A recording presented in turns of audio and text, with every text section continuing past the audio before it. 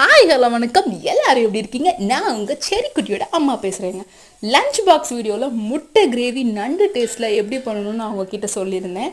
உங்களுக்கான வீடியோ இதோ. வாங்க வீடியோக்குள்ளே போகலாம். முட்டையை வேக வச்சு எடுத்துக்கோங்க.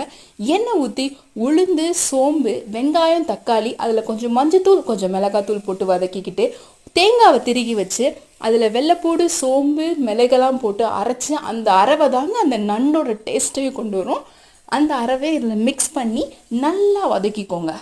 நல்லா வதக்குனதுக்கப்புறம் வேக வச்ச முட்டையை ரெண்டாக கட் பண்ணி அதில் ஆட் பண்ணி நல்லா கிளறி விடுங்க. பைய கிளறி விடுங்க, உடஞ்சிடாமல்.